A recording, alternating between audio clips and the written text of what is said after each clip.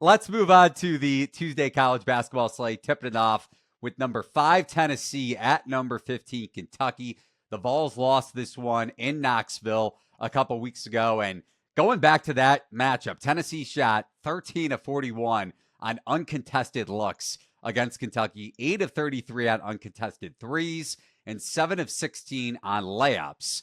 So we'll see if regression turns the Vols' way, but Tennessee blew out Oklahoma on Saturday. Lamont Butler came back for Kentucky on Saturday as well. So the Wildcats getting healthy, and they routed South Carolina. I think you were on Kentucky in that one. But does revenge go Tennessee's way to you, or does Kentucky, as a 1.5 point or 1 point home dog on open per DraftKings? Again, these are soft openers. Keep that in mind on Monday afternoon.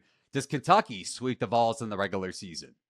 I think they might. I definitely think they're the underrated side coming into this matchup. It's definitely look that expected win for Tennessee in that game is going to definitely reign like supreme for a lot of people who use shot quality data. But I think you need to continue to maybe look a little bit past that. Kentucky is just playing very well at the rim.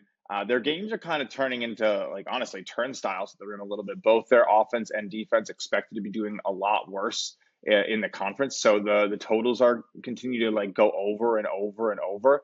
But look, Tennessee, it's going to be a really interesting game because Zakai Ziegler, returning after that brief injury, absolutely dominating OU.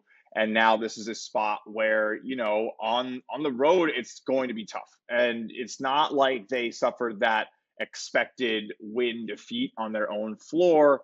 Or no, that is what happened. They did it on the road and now they're coming back to their own floor. It's that they, now are going on the road for that second time. So they don't get this like, oh, well, now they're coming back to our court and we get to get them.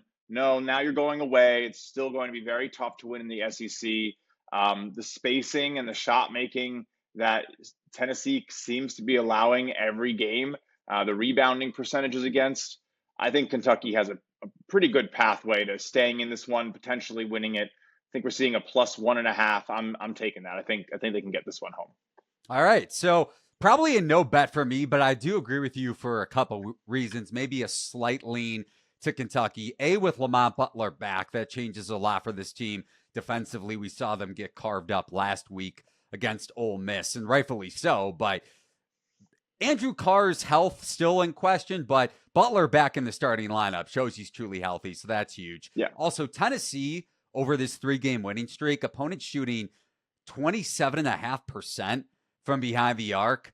You get a good opponent in Florida mixed in, but Kentucky is going to cause that regression to crater. Even if Tennessee has revenge on its mind, hit some of those layups, hit some of those uncontested looks that they missed against Kentucky the first time around, likely positive regression or negative regression headed Tennessee's way. Therefore, Kentucky 3-point, I don't want to even say regression for them, just 3-point variance swinging Kentucky's direction in Lexington, just for context over the last 3 games for the Vols. So right.